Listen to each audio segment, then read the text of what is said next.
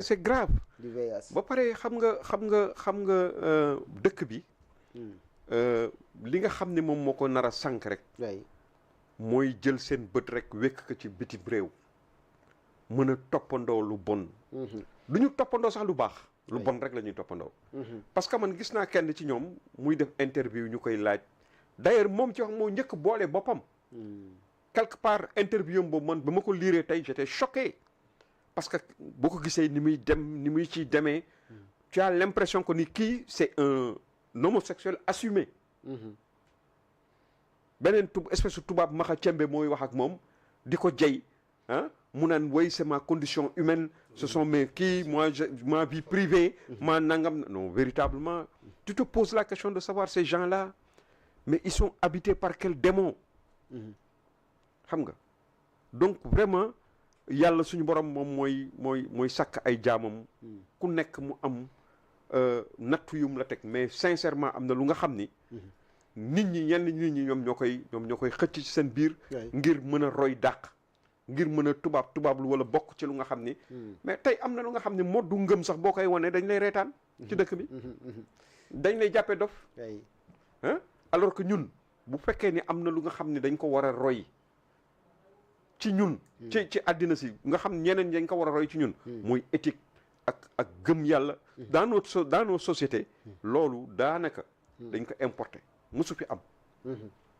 ay homosexualité ak suñu société amul sax prison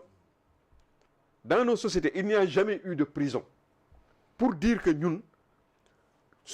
li nga xam ne moom la ñu baaxoo mooy respecter suñu bopp respecter suñu askan respecter li ñu wër suñuy famille am na yu nga xam ne bu la daan dal même buur dans nos sociétés même buur bu am na yoo xam ne bu ko daan dal day daw génn réew mi dem foofu kenn nekkul mu isolé wu fa exilé wu hein mais tey véritablement on est en train de comment dirais-je prêter le flanc hein di toppandoo loo xam ne vraiment bokkul ci ñun du suñu cosaan du suñu aada te it bon jàpp naa ni li ko gën a garaawal moom mooy xam nga ñu ngi wax naan sax góor ñi nangam mais du góor ñi rek jigéen ñi aussi c'est la même chose justement parce que aussi te ñoo ci rawati te ñoo leen ci encouragé ñi ci ëpp ñoo leen ci encouragé laa bëggoon ñëw sax ñu si bëri da ngay gis nit koo xam ni borom daraja la borom barke la bu jigéen il faut que mu am benn homosexuel bu nekk ci wetam benn genre góor un homme boo xam ni genre yooyu la yamar day taali boo xam ni s'il y a des problèmes ak keneen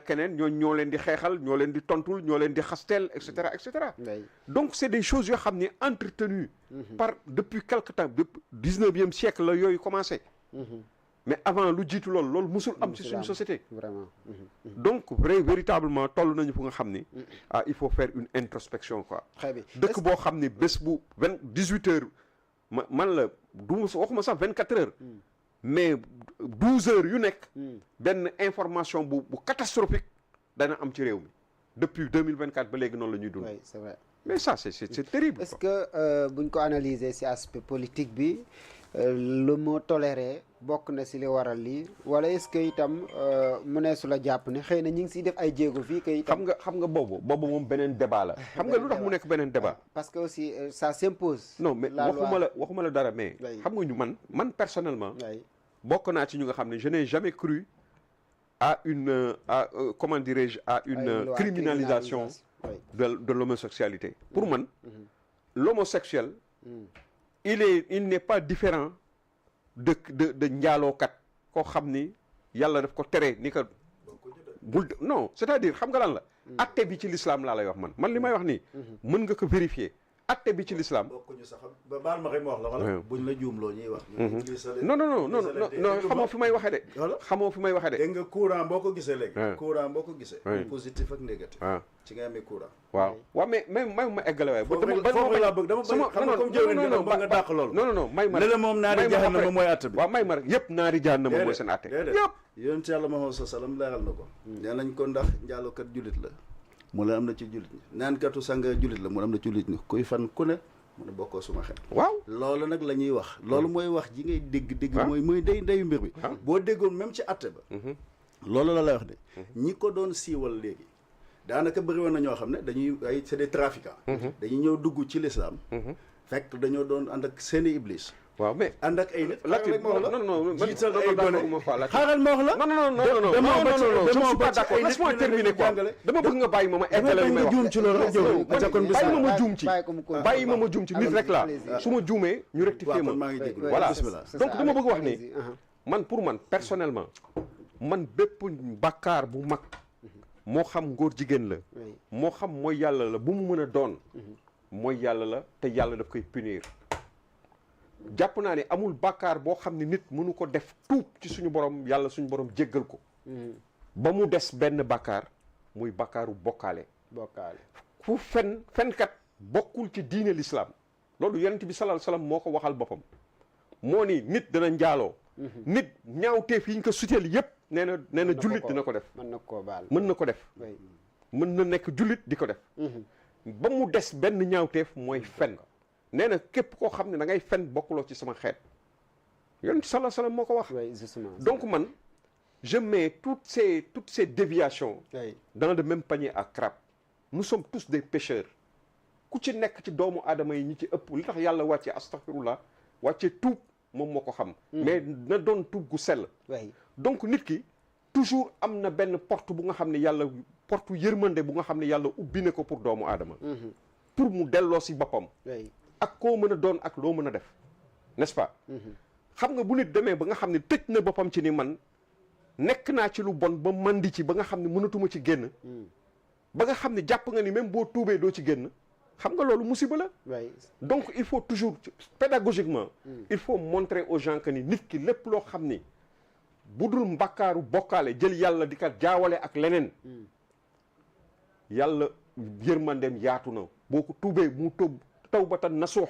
tuub gu sell yàlla mën na la jéggal loolu amul werante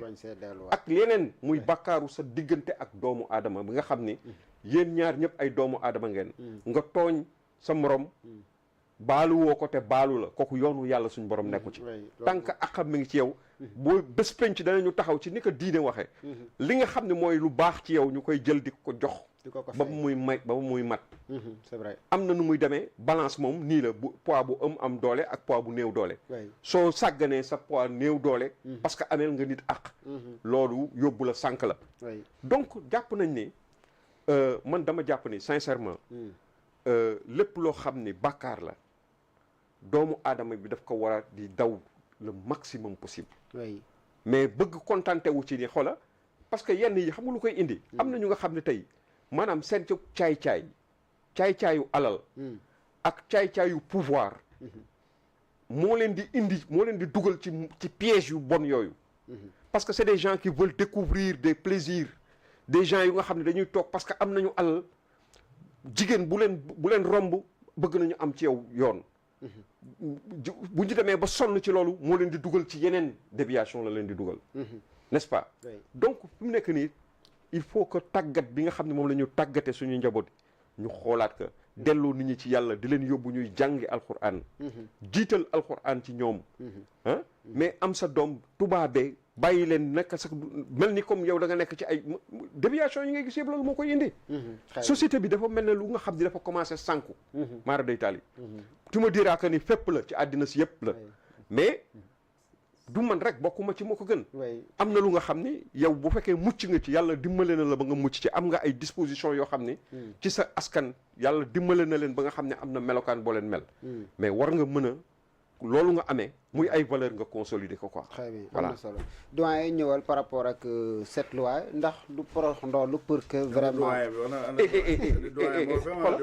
beneen affaire bi ma bëggoon wax allez-y mooy xam nga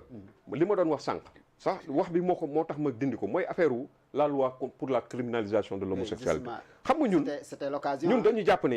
dañu jàpp ne délit la bu ñu la jàppee yàlla suñu borom sax dafa wax ne bu ñu la jàppee ci loolu mu am ay seede yu moom na xam ne mën nañu seede ni yow yaa ngi doon def naka su dul noonu seede ya mu mat mu lim ko et tout war nañ la teg ci yoon nit aussi noonu ñun aussi dans notre société loolu la ñu jàpp donc au moins nit ki bu nga ko jàppee ci loolu boobaak léegi dañ lay jàpp tëj ci kaso bi wala ñu def la naka su dul noonu duma la wala et tout même société yu njëkk ya mais ñoom ci seen bopp ñoom ñoo porté woon la loi pour la criminalisation de l'homosexualité justement di ko politiquer dañ ko doon politiquer le Pastef moo ànd ak ay espèce u molaam ay nit ñoo xam ne dañuy wax ne ay nitu ay ustaas lañu ñu ni ñoom dañuy xeex contre l'homosexualité mais lan la ñu gis tey bañ fi nekkee au pouvoir ça fait 2 ans ngi nii aujourd'hui c'est une promesse électorale bu nga xam ne c'est une attente du peuple sénégalais parce que tey comme ñoom nekk nañu au pouvoir te loolu bokkoon na ci li nga xam ne jàpp nañ ni c'est la priorité des priorités mais aujourd'hui il faut absolument que ñu respecter loolu nga xam ne waxoon nañ ko sénégalais yi oui vraiment et ça ne tient à absolument rien qu'est-ce que ça leur coûte de jël benn député wax ko ni ko na def proposition de loi cette loi na ko porter les sénégalais bu ñu voté ko suñu député yi voté ko mu jeex tàkk buñ ko bëggoon c'est bi comme naan ndox quelqu'un bu nga xam ne dañ lay jàpp pour des activités des actes homosexuels mais ñu criminaliser ko au moins 10 ans ñu ber la ci société bi te buñ lay ber aussi au niveau carcéral aussi ñu jël ay dispositions yi nga xam ni doo fa nekk di yàq aussi ce milieu là parce que tamit am na ñu nga xam ni peut-être nattu rek moo leen fa yóbbu nattu bu nga xam ni ci ni ku nekk mën na la dal ameel nga nit xaalis mu yóbbu la police ñu jàpp la tëj ci kaso bi wala yu demee noonu wala nga nekk un jeune boo xam ni da nga sàcc dara def erreur de jeunesse ñu dugal la ci kaso bi soo dajee amulee chance dajeek ay nit ñu bon ñu mel noonu mais dañ lay yàq pour toujours fii que ñi sàcc ginaar ak ñi sàcc suuf ñoom